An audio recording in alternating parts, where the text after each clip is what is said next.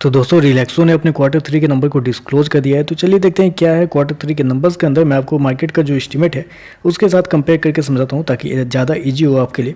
पिछले क्वार्टर की बात करें तो पिछले क्वार्टर में कंपनी का टोटल रेवेन्यू 715 करोड़ के आसपास, पिछले साल 681 करोड़, अभी देखें तो बढ़ के 712 करोड़ कंपनी का जो रेवेन्यू है वो आपको जाता हुआ देखने को। तो साल दर साल देखें तो साल दर साल कंपनी के रेवेन्यू के अंदर एक अच्छी खासी तेजी आपको देखने को मिली। अप्रोक्सीमेटली बोल सकते हैं 4 से 5% के आसपास का जंप आपको देखने को मिला। वहीं अगर क्वार्टर क्वार्टर जाते हैं तो क्वार्टर क्वार्टर कंपनी के रेवेन्यू के अंदर आधे % के आसपास की गिरावट है। तो आधा % को कुछ ज़्यादा वैल्यू देते नहीं है, तो कह सकते हैं कि क्वार्टर क्वार्टर कंपनी के रेवेन्यू ऑलमोस्ट फ्लैट है, लेकिन साल दर साल 4 से 5% के आसपास की तेजी भी देखने को मिली। मैं आपको बता दूं कंपनी ने शो कितना किया है, 712 करोड़ का रेवेन्यू शो किया है, जबकि मार्केट का एस्टीमेट था कंपनी के रेवेन्यू को लेकर 766 करोड़ के आसपास। तो आप कह सकते हैं कि जितना मार्केट उम्मीद लगा कर बैठा हुआ था उससे थोड़ा ज़्यादा कम कंपनी का रेवेन्यू आपको देखने को मिल रहा है। चलिए कंपनी के खर्चे क्या है वो देख लेते हैं।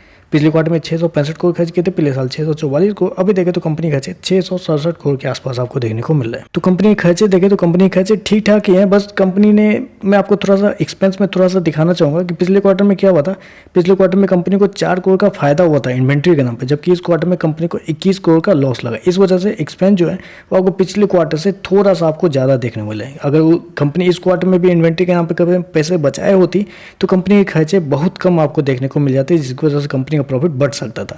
चलिए कंपनी का प्रॉफिट अभी क्या है वो देख लेते हैं। पिछले क्वार्टर में 44 करोड़ का प्रॉफिट, पिछले साल 30 करोड़ का, अभी देखें तो बढ़ के 38 करोड़ के आसपास कंपनी का जो प्रॉफिट है वो आपको देखने को मिला। तो साल दर साल देखें तो साल दर साल कंपनी के प्रॉफिट के अंदर एक अच्छी खासी तेजी आपको देखने को मिली। वहाँ पे देखें तो अप्रोक्सीमेटली आप बोल सकते हैं 28% के आसपास का जंप आपको देखने को मिला। वहीं अगर क्वार्टर क्वार्टर जाते हैं तो क्वार्टर क्वार्टर कंपनी के प्रॉफिट के अंदर एक हल्की सी गिरावट भी आपको देखने को मिला। गिरावट क्यों हुई है मैंने ऑलरेडी आपको बता दिया कि इन्वेंट्री की वजह से कंपनी का जो प्रॉफिट है थोड़ा सा आपको गिरता हुआ देखने को। मैं आपको बता दूं कंपनी ने शो किया 38 करोड़ के आसपास का प्रॉफिट, जबकि मार्केट का उम्मीद था इस क्वार्टर में कंपनी से प्रॉफिट को लेकर 55 करोड़ के आसपास, क्योंकि आप सभी को पता है कि ये जो डिमांड वाला सीजन था, क्योंकि ये अक्टूबर नवंबर दिसंबर जो होता है वो फेस्टिवल सीजन होता है, उसमें अच्छे खासा सेल्स होते हैं, लेकिन यहाँ पे कंपनी की तरफ से प्रॉफिट जो है वो उतना नहीं बढ़ा है जितना बढ़ना चाहिए। ईपीएस की बात करते हैं, पिछले क्वार्टर में ₹1.78, पिछले साल ₹1.21, अभी देखें तो ₹1.55। तो ओवरऑल अगर नंबर को मैं समराइज करूँ तो देखिए साल दर साल कंपनी के नंबर अच्छे देखने को मिले हैं। रेवेन्यू और प्रॉफिट दोनों आपको बढ़ता हुआ देखने को मिला है। क्वार्टर क्वार्टर देखें तो क्वार्टर क्वार्टर कंपनी का रेवेन्यू देखें तो हल्का सा गिरा है, और कंपनी का प्रॉफिट भी देखें हल्का सा गिरता हुआ देखने को मिला है इन्वेंट्री की वजह से।